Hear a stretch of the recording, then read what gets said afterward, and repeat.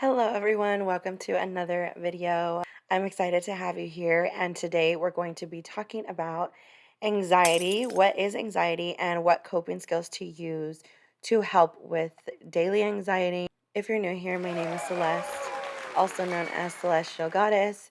I help people with their mental health, either learning coping skills or just mental health education. I'm also interested in manifestation, spirituality, but for now, I mostly just educate about mental health and different mental illnesses. If any of that speaks to you, then don't forget to like, share, subscribe so you don't miss weekly motivation, weekly mental health tools, coping skills, things of that nature. Thank you all for my subscribers who've been supporting me from the beginning. I appreciate every single one of you. I'm happy to have you here. A little bit of background about me. I haven't said my background in a really long time. So, just so you guys know, I've worked in mental health for about 4 years. I have my master's in psychology from Arizona State University. I worked in case management mental health for 2 years with the elderly. And then after that, I worked in crisis mental health with all age groups the past 2 years. So, that is my background. Now to get into anxiety. I'm sure a lot of you have heard what like anxiety is a feeling of worry, nervousness, or unease, typically about an event or something with an uncertain outcome. So, a lot of people have anxiety about like the future, which, of course, there's such a thing as healthy anxiety and there's such a thing as unhealthy anxiety. There are anxiety disorders that people can be diagnosed with, which is generalized anxiety disorder, which means you struggle with anxiety from day to day about anything and everything, or it could be about specific things.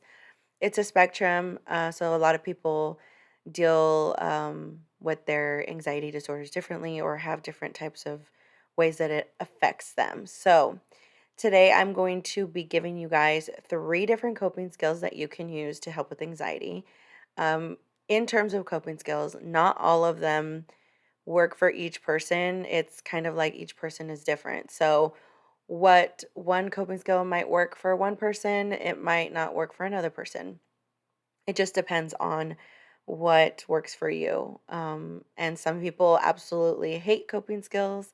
I've heard that a lot recently with people who have been going to therapy since they were little, that they hate deep breathing, they hate coping skills. I mean, they probably have been listening to, oh, what's your coping skill for years. So I understand that. I don't think that coping skills are the end all be all. I do think that along with like eating nutritionally, going to the gym or moving your body, along with things like that, can coping skills can be helpful.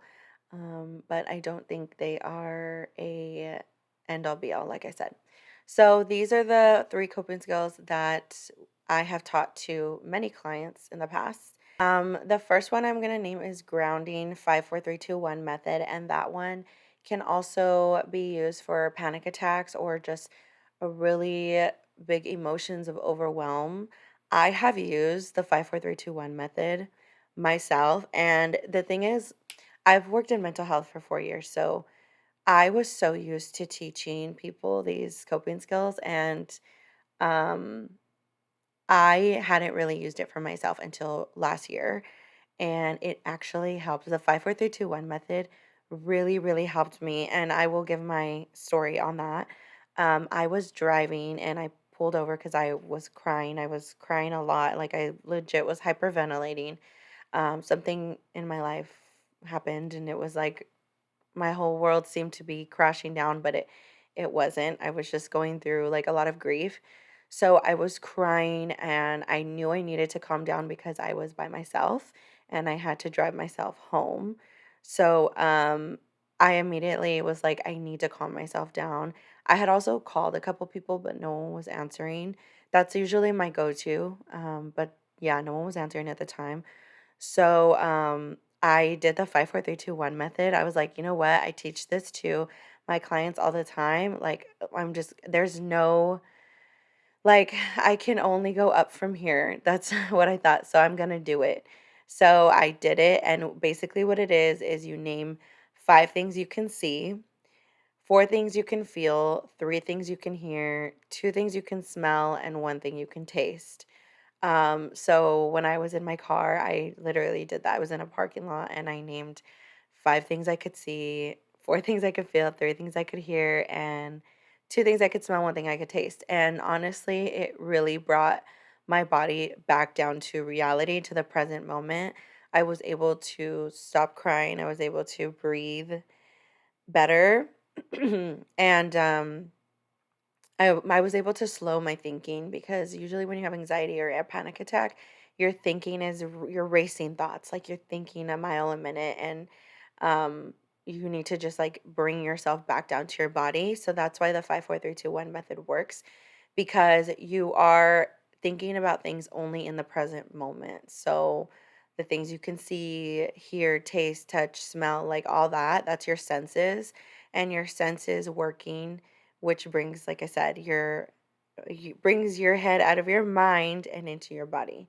So that's one thing that really worked for me, and that was like in a panic crisis type moment.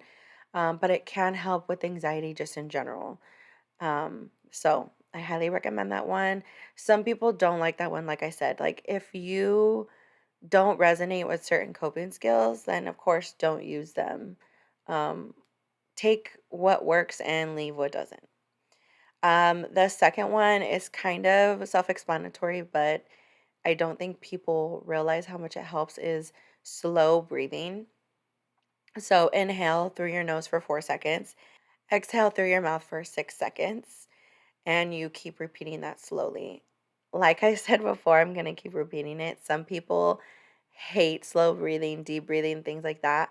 But one thing that I'm sure your therapist will tell you, I will tell you, everyone will tell you is like slow breathing and deep breathing works. Even if you don't want to do it, it definitely works. It brings your body back down to, it brings your mind back down to your body, and it helps you to just slow down, because I think sometimes when we have anxiety or panic or emotional overwhelm, we forget how we're not breathing correctly. We're breathing fast and we don't realize it because we're in our head.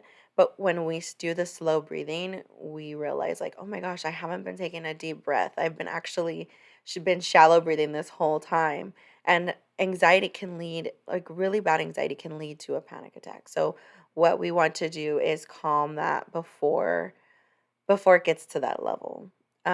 So slow breathing. And then the last one I'm going to talk about is body anchoring, and that's pressing your feet into the floor, placing a hand on your chest, and reminding yourself, I am safe right now. So, with anxiety, like I said, it's when you're just racing about different things. Your mind is racing, worry, nerves, and sometimes we could be thinking the absolute worst, which is could be like impending doom, like I'm gonna die. It feels like you're gonna die, or it feels like something really bad's gonna happen. But what we sometimes need to remind ourselves is that we're safe. Like there's actually in this moment nothing bad happening right now. Because if you're able to say, I am safe right now. You are safe at that moment. And that's what's important about anxiety is having your mind switch from the future and worrying to the present moment, and everything is okay in this present moment. And everything will get figured out. Like everything will be okay. Like I said, take what you want, leave what doesn't work. There's so many other coping skills for anxiety, but I didn't want to overwhelm you guys because I know that there's so many skills, and yeah, I don't think it's good to overwhelm. Sometimes I think it's simple is better. So if you can't remember anything, maybe just remember one of these, and hopefully you're able to calm yourself down, or even share with a friend or family member so that they can help you calm down. That also helps. These 3 coping skills that I just mentioned are on a PDF that I created. So I have 3 different coping skills for anxiety. I have 3 different coping skills for overthinking and emotional overwhelm, which can go into anxiety. And the reason why I did these 3 is because I feel like right now a lot of people are stressed, overwhelmed. Like there's so much going on in the political climate. There's so much going on with inflation, like people can't afford groceries, people can't afford their rent. Like there's so much going on. So I just feel like these are things that are people are naturally like doing. They're overthinking, they're emotionally overwhelmed, they have anxiety, panic. So these are the things that this is the reason why I chose these. So, three coping skills for anxiety, three coping skills for overthinking and emotional overwhelm, and then three coping skills for low mood and burnout. I truly think that everyone is burned out right now. And I don't like to generalize and say everyone, but I truly believe that everyone is just so burned out right now. Um, we're overworked, underpaid, and there seems to be no end in sight. But you know what? I have hope that things will get better. We're going to lean on each other more. We're going to use our coping skills and we will get out of this. So that's why I created this document. And then the last page of the document is a safety support plan, which is a safety plan, and I have another video on what a safety plan is on my YouTube channel. I will link it at the end of this video, but I'm going to be making another video on what a safety plan is just because why not?